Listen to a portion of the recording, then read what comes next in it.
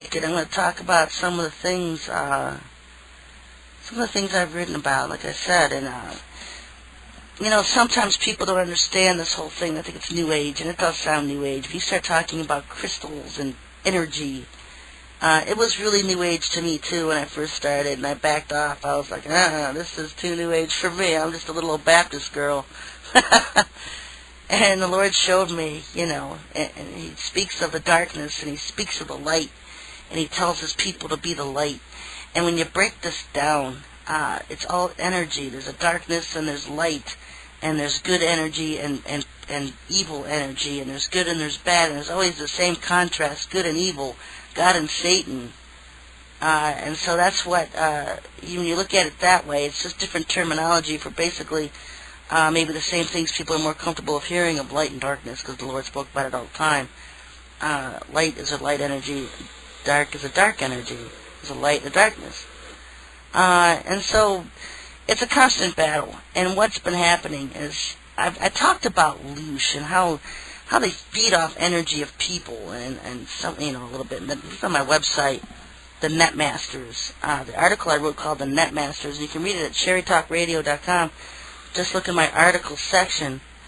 You'll read about how they survive off of an energy that I call Loosh. I wasn't the first person to coin it as that.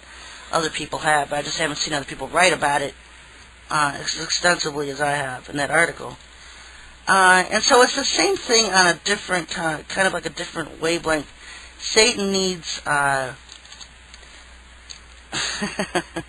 just preach to the choir. Someone sends me an email. Share, we all know reptilians and draconians exist. Just preach to the choir. Yes. The choir is the only people that understand me. But the others are moving along quite slowly, and they're getting there. I hear from people all the time about people going back and reading my archives from 1 and 2 years. But anyway, what I want to talk about is that Satan's surviving off of dead energy, dead orgone energy, and he creates that by suppressing our weather and keeping living energy from fulminating on the earth. And so when you see you look up in the sky, and I traveled through 4 states and didn't see a cloud until I got 40 miles from home. They're harping the atmosphere. When you look up in the sky for 1, 2, 3 days on end and you don't see a cloud, it's because their harp weather system is blasting the upper atmosphere. Because at that point the planes aren't doing any good. They're not working fast enough to dissolve all of the clouds. They don't want clouds. They want to be able to control the weather.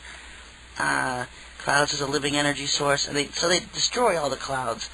And so when you look in the sky and you see no clouds for days on end, they're harping it, and that is their desperation attempt to keep creating its dead orgone and suppress living energy. And so what this orgone does that we do is it puts living energy back in the air. So no matter how much Satan wants to try to destroy it and suppress it, this orgone energy is an automatic energy. It keeps creating over and over and over and over again. It never stops. And so he can't win. He can't beat against it. Once you get this orgone out, he can't beat against it because it's a constant energy. All he can do is get more desperate in trying to suppress it. And so that's what you're seeing, because these aliens can't stand orgone energy. They can't stand living energy.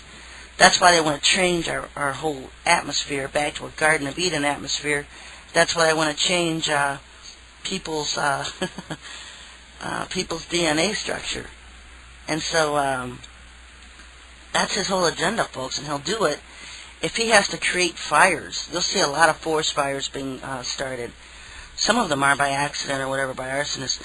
But I'm starting to think, knowing how that they create this dead energy when they're desperate, they'll create their own forest fires just to have the fires, the burning and the smoke in the airs and stuff. The deadness of a fire, everything it creates is dead. And so I have a feeling that now that we have conquered much of their jet stream, we annihilated their jet stream. They no longer have control of that, and a lot of the countries and their underground bases throughout this country, that they're going to get desperate, and desperate measures are going to count for desperate things from them. It's hard telling what they're going to do. If they're going to start more fires or start windstorms to try to blow the orgone out of the air. I don't know what they're going to do, but I know bad weather's coming. And this searing heat is another thing. It seems like it's really cold on one side of the country and really hot on another. And, we're kind of used to that in America. Every state kind of has their own personality.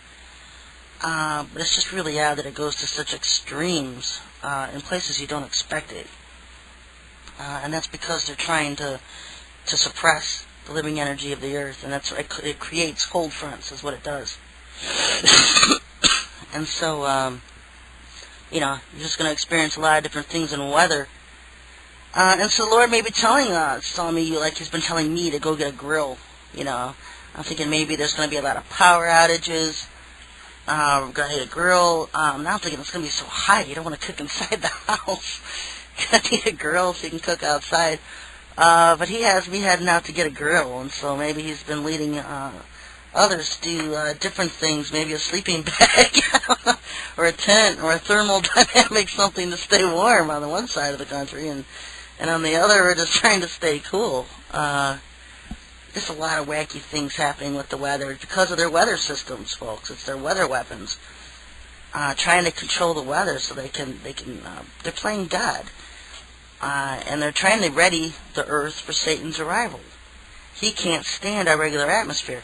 And that's what I was saying in one of my postings. I was like, if He truly was the Son of God, would He need an oxygen mask when He comes to earth? He created it, didn't He? This is going to get comical. When they come to earth and they can't breathe here, and it burns them, and this, Satan himself will be spared from some of the stuff because he has time. He's got a job to fulfill for the Lord. Satan thinks he's coming down here and he's going to rule the world and blah, blah, blah. And the Lord's allowing him to. He's not doing anything that the Lord isn't allowing him to. The Lord's using Satan to fulfill His own purposes of weeding out those who truly love Him and those who don't. And so Satan's just a good little tool to throw out there and see how the people, what their hearts are really like. Who will they really serve when the going gets tough? How loyal will they be, and are they, to the Most High God? Satan's just a tool for the Lord's, folks. Some people just give him too much credit, and, I just have no fear of all of that scumbag, and that's one of the things he can't stand, and one of the things we go at it all the time. I swear he's got an email address. He's got a few. And his minions. And I've seen in the Bible codes how they're on my list. And they read everything I write and listen to everything I say. And it's rather quite amusing. And so that's basically, folks, don't give Satan any more credit. I mean, who's more powerful? God is. Every time I've turned a corner, I've seen the things God can do compared to what they're trying to do. And they're spending billions of dollars, and with the flick of His finger, God can destroy everything they have. And so some of you just get really desperate. You don't know how to stop the attacks you're getting. And I hear from people all the time getting attacked in their bedrooms, getting attacked in their homes, seeing things, don't know how to get rid of these things. Just ask the Lord to put a stop to it. Ask the Lord to send His angels in, His warrior angels, and clear your homes out. Stand guard around your homes and protect them. Ask Him to break their equipment. If you want the Lord to do something for you, then you have to enable Him to do so. Because He will not act unless you ask Him to. And no, He doesn't need your money. He doesn't need your 1995. What if you want the Lord, you just speak to Him. You just speak to Him. He's free. And so just ask Him to do things, because then you enable Him. So many people, they want the Lord to do things for Him, and